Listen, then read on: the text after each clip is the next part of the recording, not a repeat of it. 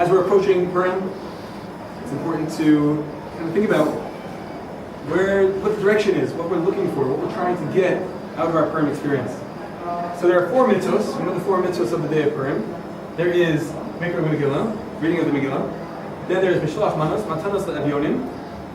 And last but not least, the Mishteh, you have to have a party. So you have to eat at the party. And more famously, people know, you have to drink. There's drinking at the party.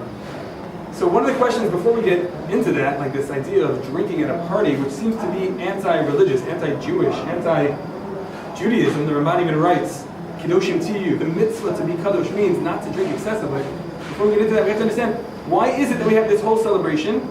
So we know that the reason why we celebrate is because we won the war.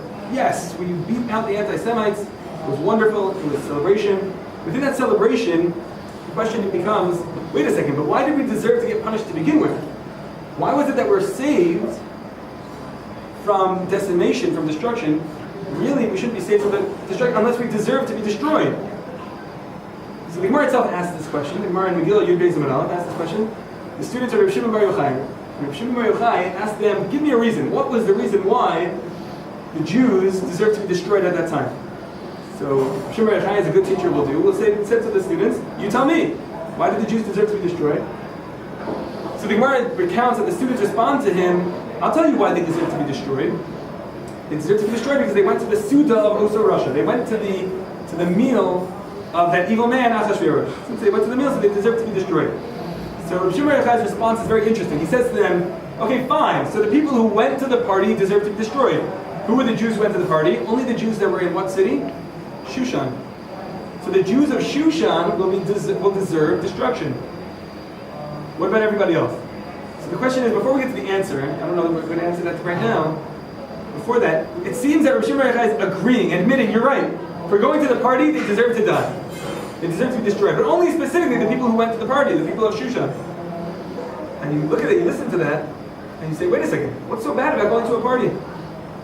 What's so bad about going to the party of Achashverosh? So perhaps we can explain that what was so bad about going to the party of Achashverosh was, we can explain that what was so bad about going to the party of Achashverosh, what was so bad about going to the party of Achashverosh, was that the Chachamim, the Rabbanon had said, don't go. The Medrash says that Mordechai gets up and announces, this is not a party that a Jew should be by. This is not such a party.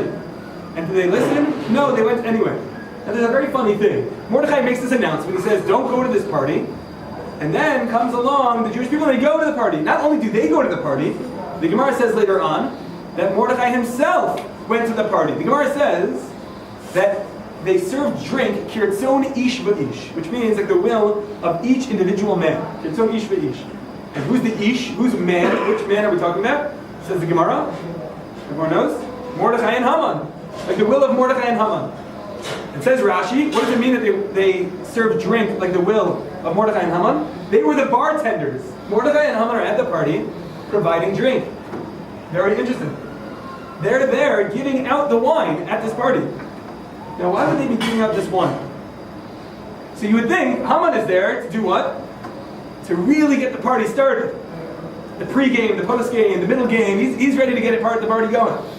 And what's Mordechai probably doing there? Telling the guys, not to drink, don't drink. Don't do it. He said that's very strange if that's the case. It's very strange. Because we know, the Gemara says right before that point, that the reason why Achashverosh made sure that there's more food than drink, the reason why there's more food than drink was specifically so that the guys, they wouldn't get so drunk. Achashverosh didn't want them drunk. Why would Achashverosh not want them drunk? Because the more drunk a person is, the less accountable he might be in Hashem's eyes. If Chas v'Shalom something goes wrong, there's an Avera. So why would Achashverosh not want them drunk? Obviously. So they could do Averas. He can make sure the Beis Hamikdash will never be rebuilt, and the Jews will lose any chance of ever having redemption. That's what Achashverosh was looking for. Maybe we can say the exact opposite. That what were Haman and Haman and Mordechai doing at the party?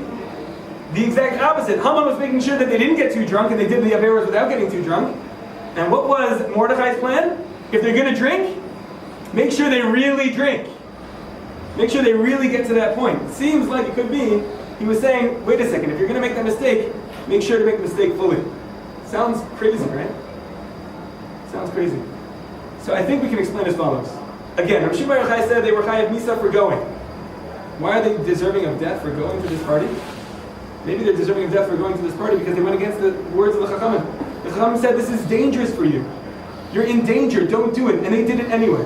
And when they were in that danger, so Mordechai said, wait a second, how can we make sure to limit the level of danger? Because the more not drunk you are, the more sober that person was, the more they're going to be responsible in Hashem's eyes for their bad deeds. So Mordechai is trying to protect them at that point. I want to share with you that coming forward on Purim, this time in Purim, and drinking and having a nice time, it's a part of the mitzvah. It's a beautiful thing. It's a beautiful thing.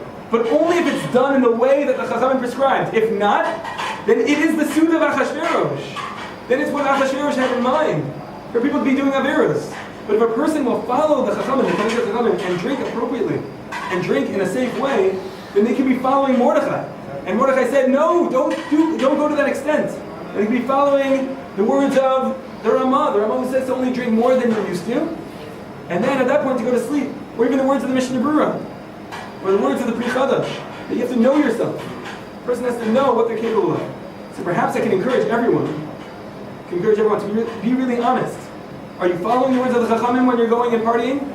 Or are you not? Is it a Suda of Mordechai? Or Chas v'Shalom a Suda of Achashverosh? With that, I also want to invite everybody to the Alumni Shabbaton coming up this year, Parshas Vayakal B'Kudei. It's going to be an awesome party. It's going to be legendary. It's going to be amazing. Be there. Be there at this in order to be with the Rebbeim, in order to rekindle that connection with the Rebbeim, to follow what the Rebbeim have to offer, so that we can really be metaking what went wrong in the times of Haman and Achashverosh, and we can follow the words of our Chachamim and spend time with the alumni from Yeshiva and really rekindle those very special connections. Happy Purim.